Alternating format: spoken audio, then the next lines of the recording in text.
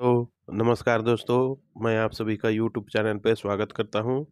दोस्तों, आज हम लोग जिस शेयर के बारे में जानकारी लेना चाह रहे हैं, उस शेयर का सबसे पहले हम लोग बैलेंस शीट देखेंगे और बैलेंस शीट में पहले हम लोग इक्विटी कैपिटल देखेंगे, फिर रिजर्व देखेंगे, उसके बाद में बोरोइंग देखेंगे। तो चलिए स्क्रीन पे चलते हैं। तो इसका मार्च 2022 में इसका इक्विटी कैपिटल 0 था और मार्च 2023 में भी 0 इक्विटी कैपिटल था, लेकिन मार्च 2024 में इसका इक्विटी कैपिटल था 49 करोड़ का। वहीं इसका रिजर्व था दोस्तों, मार्च 2022 में 3 करोड़ का इसका रिजर्व था। वहां से बढ़कर एक साल में ही मार्च 2023 में 206 करोड़ हो गया इसका रिजर्व, और फिर वहां से थोड़ा सा घट गया मार्च 2024 में 189 करोड़ का इसका रिजर्व रख गया। वहीं इसका बोरोइंग देखिएगा तो मार्च 2022 में 113 करोड़ का इसका बोरोइंग था। वहां से बढ़कर फिर इसका बोरोइंग बढ़ गया, मार्च 2023 में 414 करोड़ हो गया। उसके बाद में मार्च 2024 में भी 419 करोड़ का इसका बोरोइंग है। तो दोस्तों, मार्च 2024 में इसका रिजर्व है 189 करोड़ का और बोरोइंग है 419 करोड़ का। तो रिजर्व की तुलना में बोरोइंग बहुत ज़्यादा है दोस्तों। यहाँ पर ही हम लोग को प्लस पॉइंट में नहीं मिला, वीक पॉइंट मिला। तो यहाँ रिजर्व इसका कम है और बोरोइंग ज़्यादा है, तो यह देख के हम लोग को डरने घबराने का ज़रूरत नहीं है दोस्तों। आगे का प्रोसेस हम लोग देखते हैं क्या है नहीं है। तो हम लोग आ गए दोस्तों प्रॉफिट एंड लॉस पे, जिसमें हम लोग सेल्स देखेंगे और इसका नेट प्रॉफिट देखेंगे। तो मार्च 2022 में 128 करोड़ का इसका सेल्स था। वहां से बढ़कर मार्च 2023 में 706 करोड़ हो गया इसका सेल्स, और मार्च 2024 में 733 करोड़ का हो गया, और करंट देखिएगा तो 742 करोड़ का इसका सेल्स है।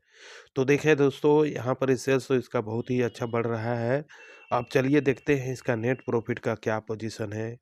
तो मार्च 2022 में इसका नेट प्रॉफिट था 4 करोड़ का इसका नेट प्रॉफिट था। अब मार्च 2023 में 59 करोड़ का इसका नेट प्रॉफिट था। लेकिन मार्च 2024 में थोड़ा सा घटकर यह 59 से घटकर 45 करोड़ का इसका नेट प्रॉफिट हो गया। अब करंट देखिएगा तो करंट में भी इसका नेट प्रॉफिट है 45 करोड़ का ही। तो चलिए दोस्तों, आगे का प्रोसेस देखते हैं। यह नेट प्रॉफिट तो धीरे धीरे बढ़ता ही जा रहा है, एकाध क्वार्टर इधर उधर होता है, उससे डरने घबराने का बात नहीं है। अब चलिए इसमें देखते हैं कौन कौन से इन्वेस्टर इन्वेस्ट किए हुए हैं। तो दोस्तों, यहाँ पर ही हम लोग आगे मार्च प्रमोटर्स है, एफआईएस है, डीआईएस है और पब्लिक है इसमें। तो दिसंबर 2023 में प्रमोटर्स का होल्डिंग है 69.91% का, और मार्च 2024 में भी 69.91% का ही है, लेकिन जून 2024 में 1% घटाकर 68.13% पे आ गया। और फिर वहां से थोड़ा सा एक क्वार्टर में घटा के सितंबर 2024 में 67.52% का होल्डिंग है प्रमोटर्स का। वहीं एफआईएस का होल्डिंग है दिसंबर 2023 में, एफआईएस का होल्डिंग है 7.61%, और मार्च 2024 में देखिएगा तो 7.05%, और जून 2024 में 7% का होल्डिंग है, और अभी करंट में देखिएगा सितंबर 2024 में तो 6.84% का होल्डिंग एफआईएस का है। तो अच्छा खासा होल्डिंग है दोस्तों एफआईएस का यहाँ पर ही। अब चलिए दिसंबर 2023 में डीआईएस का होल्डिंग है 0.75%, और मार्च 2024 में इसका होल्डिंग अपना हटा लिया, और जून में भी नहीं है और सितंबर में भी नहीं है। वहीं पब्लिक का होल्डिंग देखिएगा दिसंबर 2023 में तो 21.71% का होल्डिंग है पब्लिक का, और मार्च 2024 में देखिएगा तो 23.02% का होल्डिंग है, और जून 2024 में देखिएगा तो 24.87% का होल्डिंग है पब्लिक का, और सितंबर 2024 में देखिएगा तो 25.63% का होल्डिंग है पब्लिक का। तो चलिए दोस्तों, सारा कुछ हम लोग ने देखिए, अब आगे का प्रोसेस हम लोग देखते हैं क्या है नहीं है, इसका करंट मार्केट प्राइस क्या है और कितना पे ट्रेड कर रहा है वगैरह वगैरह सब हम लोग जानने के लिए चलिए स्क्रीन पे चलते हैं।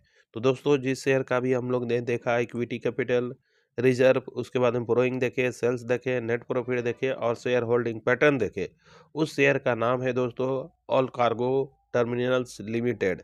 फिर से एक बार बोल रहा हूँ, ध्यान से सुन लीजिए, ऑल कार्गो टर्मिनल्स लिमिटेड। जिसका करंट मार्केट प्राइस है 39.17 रुपया। ये 28 अक्टूबर 2:32 का समय दिखा रहा है दोस्तों, और ये लाइव मार्केट है दोस्तों। थोड़ा मोड़ा रेट फैक्चुअल होगा तो आप लोग इसको थोड़ा सा एडजस्ट कीजिएगा। कहने का मतलब है कि थोड़ा-सा मान लीजिए ₹39.17 मैंने अभी-अभी कहा, अभी थोड़ा देर में मान लीजिए ₹39.18 हो गया, तो उसी को आपको एडजस्ट करना है। मैंने 17 बोला चाहे 18 हुआ बोले, 18 पैसा बोले, उसको एडजस्ट करना है। तो ठीक है दोस्तों, ₹39.17 इसका अभी फ़िलहाल करंट मार्केट प्राइस है। और बीच में आप लोग को दिख रहा है एक दिन का चार्ट, ये देखिए दोस्तों, ये गैप डाउन ओपन हुआ था और धीरे-धीरे फिर नीचे चला गया और फिर वहाँ से कंटिन्यू बढ़ते ही गया और एक समय जाके बहुत ऊपर तक चला गया, फिर थोड़ा-सा वहाँ संभल नहीं पाया और थोड़ा-सा नीचे आ गया। फिलहाल अभी एक ही रेंज पे ट्रेड कर रहा है और परसेंटेज की बात किया जाए तो अभी फिलहाल 1.74% का पॉजिटिव रिटर्न है। वहीं अगर इसका हम लोग 5 दिन का चार्ट देखें तो 5 दिन का चार्ट दोस्तों इस प्रकार से था, पहले ऊपर था, फिर वह धीरे-धीरे करके नीचे आया और फिर वहाँ से भी नीचे आया, फिर थोड़ा बढ़ने की कोशिश किया लेकिन फिर गिर गया, फिर ऊपर गया, फिर नीचे, फिर ऊपर, फिर नीचे। एक समय तो यह बहुत नीचे चला गया था लेकिन फिलहाल फिर जाके अपना को सँभाला और ऊपर जाके एक ही रेंज पे ट्रेड करने लगा। आप परसेंटेज में देखिएगा तो 1.61% का नेगेटिव रिटर्न है। वहीं अगर इसका हम लोग 5 दिन सॉरी 1 महीना का चार्ट देखें तो इस प्रकार से था दोस्तों। पहले ये ऊपर था, वोलेटाइल होते हुए नीचे आया, फिर ऊपर गया, फिर नीचे आया, फिर ऊपर गया, फिर नीचे आया और अभी फिलहाल एक ही रेंज पे ट्रेड कर रहा है। और परसेंटेज में देखिएगा तो -10.99% का नेगेटिव रिटर्न है। वहीं अगर 6 महीना का चार्ट देखिएगा तो इस प्रकार से था दोस्तों। पहले ये ऊपर था, फिर नीचे आया, फिर ऊपर गया, फिर नीचे आया, फिर ऊपर नीचे वोलेटाइल होते फिर एक समय ऐसे बहुत नीचे चला गया, फिर ऊपर गया और अब फिलहाल अभी डाउन ट्रेंड पकड़ के नीचे ही चलते चला जा रहा है। अब परसेंटेज में बात किया जाए तो -32.59% का नेगेटिव रिटर्न है। कहने का मतलब है दोस्तों कि 6 महीना में यह -32.59% का मतलब यह डिस्काउंट में मिल रहा है। आप लोग चाहे तो इस पे नज़र बना के रखें, चाहे इसको बाय करके होल्ड कर सकते हैं। तो चलिए दोस्तों आगे का प्रोसेस देखते हैं। इसका मार्केट कैप है 962.39 करोड़ का। फिर से एक बार बोल रहा हूँ, 962.39 करोड़ का इसका मार्केट कैप है। हाई देखिएगा तो 39.57% का इसका हाई है और लो देखिएगा तो 37.88 इसका लो है।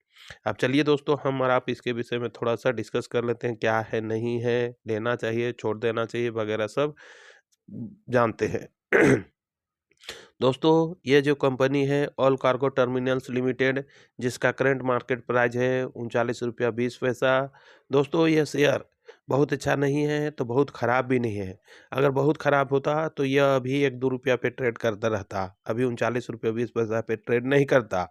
और अगर इसका अगर हम लोग शेयर होल्डिंग की बात करें तो देखिए वहाँ पर ही प्रमोटर्स भी उतना होल्डिंग करके नहीं रखता, 60-70% का होल्डिंग नहीं रखता।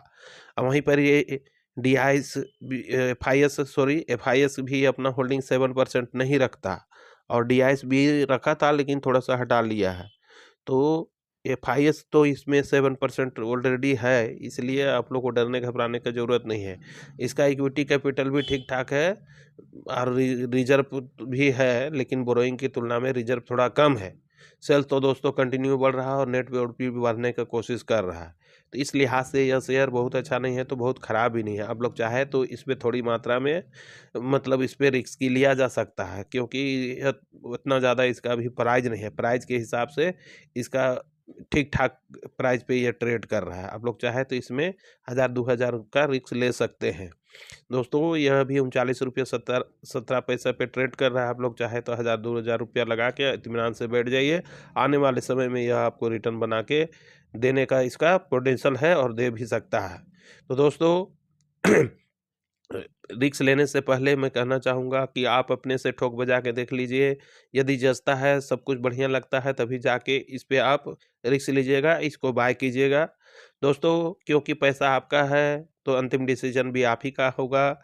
आप इसे बाय कर सकते हैं, चाहे छोड़ भी सकते हैं। जैसा अच्छा लगे वैसा कीजिएगा दोस्तों। लेकिन लेने से पहले अच्छा से इसको जाँच-पड़ताल कर ले, ठोक बजा के देख ले, सारा कुछ रिसर्च कर ले, उसके बाद में ही बाय कीजिएगा। वैसा करने से आपको फाइनेंशियल लॉस नहीं होगा। मैं देखिए दोस्तों कहने का मतलब है, मैं किसी भी दोस्त को अंधकार में नहीं रखना चाहता हूँ। मैं चाहता हूँ कि जो भी मैं बोलता हूँ या फिर जो भी करता हूँ तो आपके एकदम आईना की तरह साफ होना चाहिए, कि ये नहीं कि पीठ पीछे कुछ कर रहा हूँ हूँ और आगे कुछ हो रहा है। तो इसलिए आप लोग इस शेयर को लेने से पहले बढ़िया से अपने से जांच पड़ताल कर ले, ठोक बजा के देख ले, उसके बाद में ही बाय कीजिए। और जो भी बाय कीजिएगा दोस्तों, इसमें मेरा कोई बाय या सेल करने को कोई रेफरेंसल नहीं है। आप लोग चाहे तो बाय कीजिए, चाहे तो छोड़ भी सकते हैं, जैसा अच्छा लगे वैसा कीजिएगा।